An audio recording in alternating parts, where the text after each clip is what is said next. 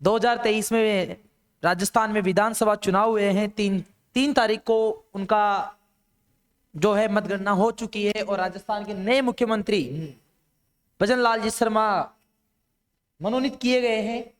Bharatiya Janata party के नव मनोनीत मुख्यमंत्री भजन लाल जी शर्मा।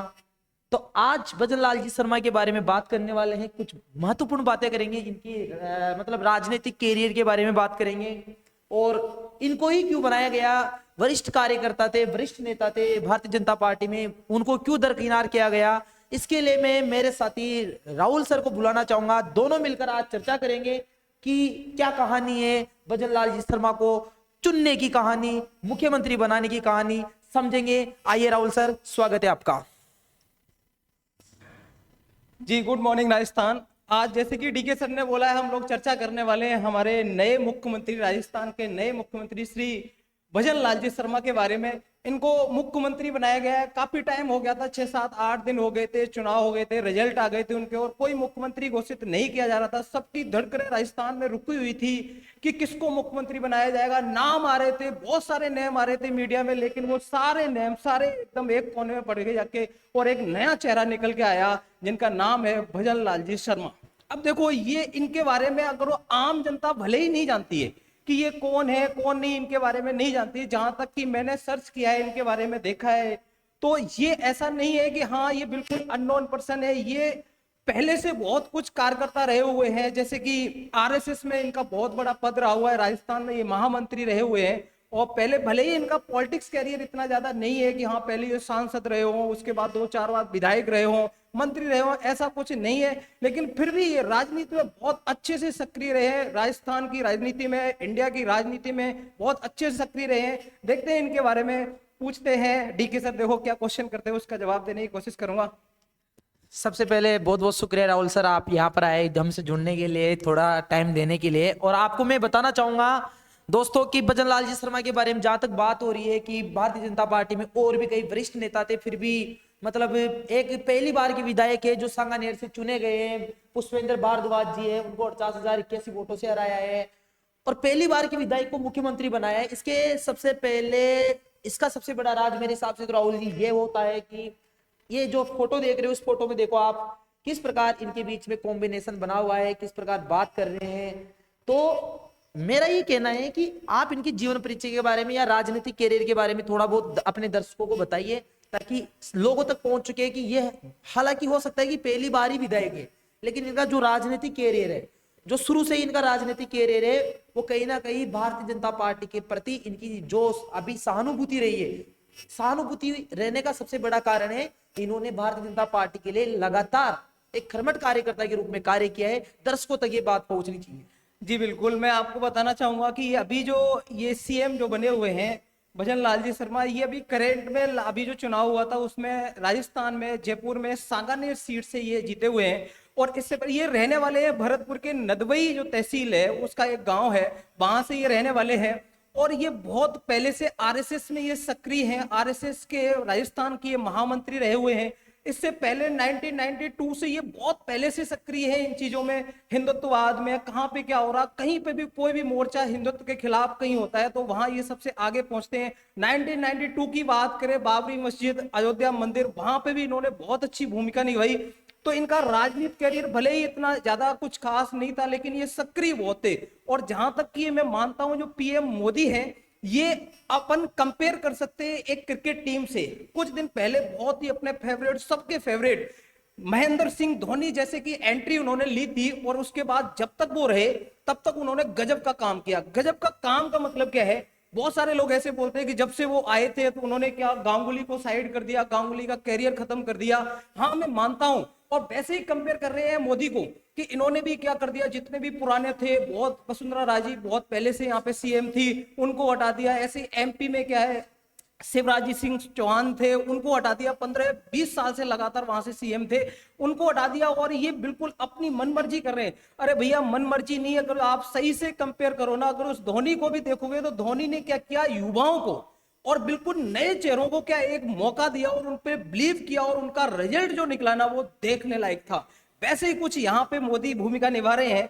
इंडियन की पॉलिटिक्स में, इंडिया की पॉलिटिक्स में निभा रहे हैं, वो नए चेहरे लेके आ रहे हैं, उन पे बिलीव कर रहे हैं, वो जनता को बिलीव दिला रहे हैं कि ये जो चेहरे हैं ये आने वाले टाइम में आपका रिजल्ट, आपका भविष्य, आपके इंडिया का भविष्य, आपके स्टेट का भविष्य बहुत ऊपर तक ले जाने वाले हैं। तो इसीलिए ये सब कुछ ऐसा हो रहा है। दूसरी चीज एक और है कि एक जातिगत समीकरण भी हो सकता है कि यहाँ पे भजन लाल जी शर्मा को बनाने का, क्योंकि 3 स्टेट में अभी बीजेपी आई रिसेंटली, अभी जो रिजल्ट आया था छत्तीसगढ़, एमपी और एक राजस्थान। तो छत्तीसगढ़ में क्या हुआ है, इन्होंने देखा कि वहां पे क्या आदिवासी ज्यादा है, उसके जस्ट बगल में झारखंड लगा हुआ है, वहां पे भी उसका कुछ प्रकोप है, वहां पे भी कुछ आदिवासी है। तो इन्होंने देखा कि वहां पे जो अच्छी जो पकड़ बना सकते हैं, उनमें अपनी कम्युनिटी में अच्छी पकड़ बना सकते हैं, जो कि वोटर से आने वाले टाइम में इलेक्शन में उनका फायदा मिलेगा। तो वहां पे इन्होंने एसटी कैंडिडेट वहां पे चुना सीएम, एज ए सीएम। और अगर एमपी की बात की जाए तो एमपी में इन्होंने एक ओबीसी कैंडिडेट किया। अब रहा था राजस्थान, तो राजस्थान में इन्होंने सोचा कि एक जनरल का कैंडिडेट होना चाहिए, ताकि यहाँ पे जनरल वोट भी बहुत सारा है और उनकी बहुत सारी भावनाएं हैं अपने राजस्थान से। अगर आगे बात करें तो भारतीय जनता पार्टी का जो 2023 का लोकसभा विधानसभा चुनाव लड़ने का जो मुद्दा रहा था, वो मुद्दा रहा था एक तो सबसे ज्यादा पेपर लीक, युवाओं के पेपर लीक के बारे में बहुत जिक्र हुआ था। दूसरा महिला अत्याचार, महिला दुष्कर्म के बारे में राजस्थान नंबर 1 पे है। महिला क्राइम के बारे में अगर पूरे इंडिया में बात करें, राजस्थान नंबर 1 में। 5 साल कांग्रेस सरकार में बहुत बार मतलब अपने आस यहाँ भीलवाड़ा में भी दुष्कर्म का मामला हुआ, या इसके अलावा उदयपुर में भी आपको पता है, प्रतापगढ़ में भी आपको पता है कि एक लेडीज को बिना निवस्त्र करके गांव में घुमाया गया। मतलब महिला अत्याचार और पेपर लीक काफी बड़ा मुद्दा रहा। क्या नए मनोनीत मुख्यमंत्री है जो भजन लाल जी शर्मा, क्या उन दोनों कामों पर खरे उतर पाएंगे? क्या युवाओं के जो वैकेंसीज के बारे में जो पेपर लीक है उसको खत्म कर पाएंगे? क्या भ्रष्टाचार को खत्म कर पाएंगे? जी बिल्कुल, देखो बिल्कुल नए हैं।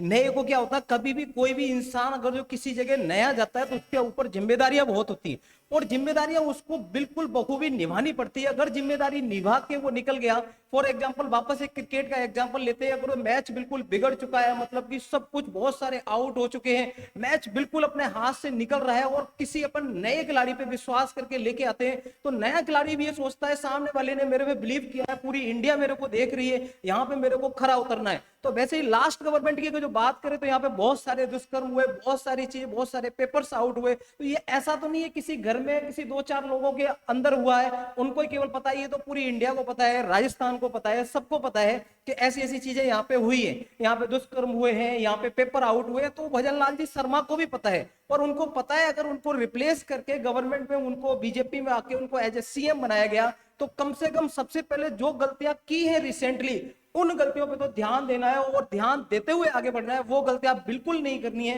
वैकेंसियों पे अच्छे से काम करना है। आज का जो भारत है वो युवाओं का भारत है, आज का जो भारत है वो जोश का भारत है।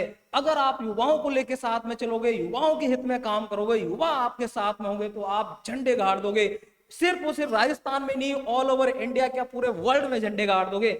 वही करना क्या है, इनको युवाओं को साथ में लेके चलना है, वैकेंसी और खासकर ध्यान रखना है, वैकेंसियां निकालना है, पेपर आउट नहीं होना है। और आपने जो बात की महिला दुष्कर्म की, देखो महिला क्या होती है, अपने घर में बोलते हैं घर में कोई भी लड़की है, बहू है, बेटी है, जो भी है वो एक लक्ष्मी होती है। ऐसी ऑल ओवर इंडिया में जितनी भी महिलाएं हैं, अगर आप उनको माँ बेटी और इन नजरों से अगर देखते हैं तो अपना भारत बहुत ऊपर निकलेगा, अपनी सोच बहुत ऊपर निकलेगी। अगर ये घटिया सोच लेके ये दुष्कर्म और ये सारी चीजें करेंगे तो अपन कभी भी आगे नहीं निकल सकते हैं, वहां के वहीं रह जाएंगे। तो इस पे इनको काम करना चाहिए, और जहां तक युवाओं की, हम लोगों की, आप सबकी उम्मीद है, ये उस पे खरे उतरेंगे। देखते हैं आने वाले 5 साल में क्या क्या काम होता है, क्या क्या नहीं होता, वो सबके सामने आने वाला है। लेकिन थोड़ा सा एक जीवन परिचय के बारे में बात कर लेते हैं कि भजन लाल जी शर्मा है वो कहाँ से हैं, क्योंकि ये पता होना चाहिए, क्योंकि वो अपने वो मुख्यमंत्री है। तो भजन लाल जी शर्मा, जिनकी आयु 55 साल है, पिता का नाम श्री किशन स्वरूप शर्मा जी है, व्यवसाय पिताजी का कृषि था, इसके अलावा कुछ खनिज सप्लाई में निजी व्यवसाय भी था, और पॉलिटिकल साइंस से इन्होंने पीजी कर रखी है, एमए है। इसके अलावा अगर बात करें तो इनका जो जन्म स्थली है वो भरतपुर जिला, तहसील नदबई और गांव अटारी है। 15 दिसंबर 1968 का इनका जन्म है।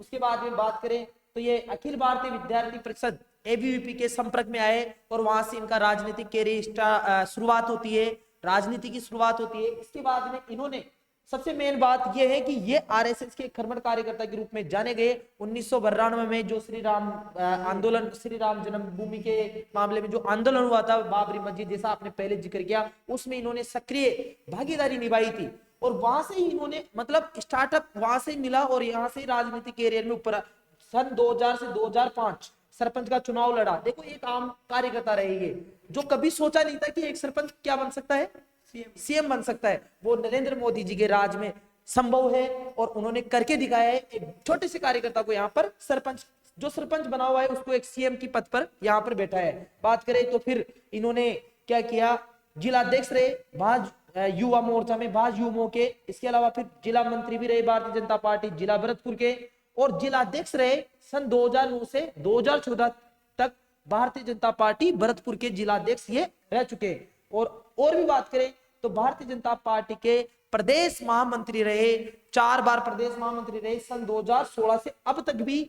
भारतीय जनता पार्टी के प्रदेश महामंत्री कौन थे, भजन लाल जी शर्मा। तो भजन लाल जी शर्मा को राजस्थान के मनोनीत नवनियुक्त मुख्यमंत्री बनने पर लक्ष्य कलासेज और राहुल सर और डीके सर की तरफ से हार्दिक बधाई, शुभकामनाएं। और हम तो आपसे यही उम्मीद करते हैं कि बस युवाओं के लिए सक्रिय रूप से काम करें, रोजगार के लिए, और महिला जो दुष्कर्म है उन पर रोक लगनी चाहिए और अपना राजस्थान विकास की ओर प्रगतिशील होना चाहिए। और भी बात करते हैं, आगे भी अपने राजस्थान में 2 डिप्टी सीएम भी चुने गए। डिप्टी सीएम के बारे में बात करते हैं। पहले थोड़ा सा इनके चेहरे की मुस्कान देख ली, कितने मुस्कुरा रहे हैं ये, क्योंकि मुस्कुराहट तो होगी ना, क्योंकि एक आम कार्यकर्ता थे, मेहनत रंग लाई। जब कोई एक आम कार्यकर्ता मुख्यमंत्री बनता है तो मुस्कुराहट तो होगी। हाथ जोड़ के भी विनती कर रहे हैं। राजनाथ सिंह देखो इनको क्या दे रहे हैं, यहाँ पर हाथ जोड़ रहे हैं, जनता का अभिवादन कर रहे हैं। यहाँ इस फोटो में कुछ नजर आ रहा है यार, आ रहा है, ये देखो सीपी जोशी काफी कुछ लग रहे हैं। सीपी जोशी का भी नाम रेस में चल रहा था, क्योंकि जैसे ब्राह्मण को यहाँ बनाया गया है, आप कह रहे हो कि एक जातिवाद कार्ड भी खेला गया, तो यहाँ सीपी जोशी काफी नजर आ रहे हैं। मैंने इनका एक भाषण भी सुना था, इन्होंने बोला कि मैं सीएम की रेस में नहीं हूं, लेकिन बगल में राजनाथ सिंह के बगल में एक चेहरा मुझे नजर आ रहा है। देखो किस प्रकार घूर घूर के देख रही है वसुंधरा राजे सिंधिया। एक बार आप देखिए, घूर घूर के देख रही है वसुंधरा राजे सिंधिया, जैसे कोई बड़ा सपना टूट गया हो, जैसे कोई पहाड़ सा हिल गया हो। उनकी आंखों में देखो, उनकी आंखों में जो तेज नजर आ रहा है वो गुस्से वाला नजर आ रहा है। इसके बारे में आप क्या कहना चाहोगे? जी बिल्कुल डीके, मैं आपको बताना चाहूंगा कि होता क्या है कि लाइफ में एक टाइम होता है। हर चीज क्या टाइम के अकॉर्डिंग होती है।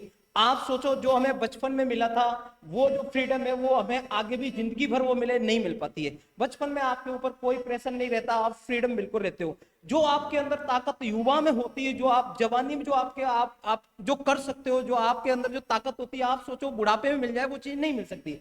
टाइम के अकॉर्डिंग सारी चीजें चेंज होती हैं। ऐसे ही कुछ इनके साथ है। इनका चेहरा भले ही अभी मुस्कुराता हुआ नजर नहीं आ रहा है, लेकिन इनको मुस्कुराना चाहिए, क्योंकि जब टाइम था इनका तब इनको एज ए सीएम रखा गया और इन्होंने काम किया, अच्छा किया, खराब किया, वो सारी चीजें आपको पता है। लेकिन ऐसा नहीं आप ये सोचे नहीं जिंदगी भर हम ही सीएम बन के रहेंगे तभी मुस्कुराएंगे, तो ये बात तो गलत है। ये तो क्या टाइम का सब कुछ चक्र है, ये नेचर है, नेचर के अगेंस्ट अपन बिल्कुल नहीं जा सकते। सारी चीजें आप सोचो, जब से पैदा हुए हम कभी मरे ही नहीं, हम कभी बूढ़े ही नहीं हुआ, हम हमेशा जवान रहे, तो ऐसा तो नहीं हो सकता। वही सेम केस यहाँ पे है। ये चाहेंगे नहीं हम ही हमेशा बनेंगे, दूसरे को भी मौका मिलना चाहिए, जो कि हमारे नरेंद्र मोदी जी ने, पीएम ने मौका दिया। भजन लाल जी शर्मा को एक जिम्मेदारी दी है और जहां तक युवाओं का जो बिलीव है, युवाओं की जो उम्मीद है, उस पर ये खरे उतरेंगे। बहुत बहुत शुक्रिया। आगे और बात करते हैं। भी राजस्थान में जो विधानसभा स्पीकर के रूप में श्री वासुदेव देवनानी जी को चुना गया, इनके लिए लक्ष्य कलासेज परिवार की तरफ से हार्दिक बधाई और अशेष शुभकामनाएं। उम्मीद हम भगवान से यही दुआ करते हैं कि इनका राजनीतिक कैरियर और अच्छा रहे। और अजमेर जिले से, शायद अजमेर डिस्ट्रिक्ट में कोई विधानसभा क्षेत्र है, उसे लगातार पांचवी बार विधायक के रूप में चुने गए हैं। तो आपका क्या कहना है? जी बिल्कुल, ये लास्ट गवर्नमेंट जो बीजेपी की थी उसमें ये शिक्षा मंत्री भी रहे थे, उच्च शिक्षा मंत्री ये रहे हुए थे उसमें, और ये पहले से सक्रिय है। पिछले 5 बार से लगभग ये लगातार विधायक रह रहे हैं वहां पे। इसका मतलब ये कुछ ना कुछ अपने क्षेत्र में इन्होंने काम अच्छा किया था, इसीलिए इनको एक अलग जिम्मेदारी, एक बड़ी जिम्मेदारी सौंपी गई है। और लास्ट में मेरा एक ही कहना है, देखो ये गवर्नमेंट तो क्या, ये एक सिस्टम है, वो सिस्टम तो चलता रहेगा, लेकिन आपका खुद का एक सिस्टम होना चाहिए। ये गवर्नमेंट है वो अपने हिसाब से काम करेगी, एक आप उम्मीद लगा सकते हो, आप अपना एक पॉइंट ऑफ व्यू रख सकते हो। बाकी आपका जो खुद का सिस्टम है, जो खुद पे काम करना है, वो तो आपको ही करना है, आपको आगे बढ़ना है, उसके लिए आपको खुद को मेहनत करनी है। बाकी ये सारी चीजें चलती रहेंगी, कौन सीएम है कौन नहीं है वो मैंने आपको बता दिया सारी चीजें। बाकी खुद पे काम करो और एक दिन इतना आगे निकल जाओ, जिस फील्ड में आप आगे जाना चाहते हो उस फील्ड के सबसे पीक पे हो, तो सबसे पहले तो खुद के बारे में सोचो, खुद के कैरियर के बारे में सोचो और उस पर काम करना स्टार्ट कर दो। बाकी गवर्नमेंट तो आएंगी जाएंगी, नेक्स्ट फिर 5 साल बाद चुनाव होंगे, कोई दूसरा चेहरा आएगा, सेम चेहरा होगा, उनसे इतना ज्यादा अपन को मतलब नहीं रखना है। बस कुछ गलत नहीं करना है, जहां गलत हो रहा है वहां आवाज उठानी है अपन को, ये गलत हो रहा है। अगर आवाज नहीं उठाओगे तो किसी दिन आपके साथ गलत होगा और फिर आपके लिए कोई आवाज उठाने वाला नहीं होगा। दिया कुमारी जी और प्रेमचंद बेरवा जी, दो डिप्टी सीएम भी अपने यहाँ चुने गए। सबसे पहले दिया कुमारी जी के बारे में बात करते हैं। दिया कुमारी जी एक राजघराने से आती है। दिया कुमारी राजकुमारी के नाम से बहुत फेमस है और लोग दिया कुमारी को एक राजकुमारी के रूप में ही जानते हैं। सवाई भवानी सिंह की पुत्री, पद्मिनी की पुत्री है, इकलौती संतान है।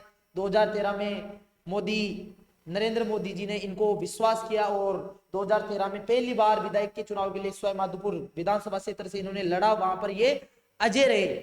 उसके बाद में 2019 के चुनाव में इनको राज्यसभा से सांसद का चुनाव लड़ाया गया, वहां पर भी इन्होंने बहुत बड़ी जीत हासिल की। इसके बाद में अभी 2023 के चुनाव में विद्याधर नगर से नरपत सिंह राजवी का टिकट काटकर दिया कुमारी जी को वहां पर विधायक की सीट के लिए चुना गया और वहां पर भी इन्होंने काफी बड़ी जीत की, लगभग 70,000 के समथिंग इन्होंने जीत की। एक बहुत बड़ी जीत है और दिखा दिया कि दिया कुमारी भी क्या, ये दिया कुमारी का जो चेहरा है, ये चेहरा कहीं ना कहीं वसुंधरा राज्य को हटाने के लिए यहाँ पर लाया गया है।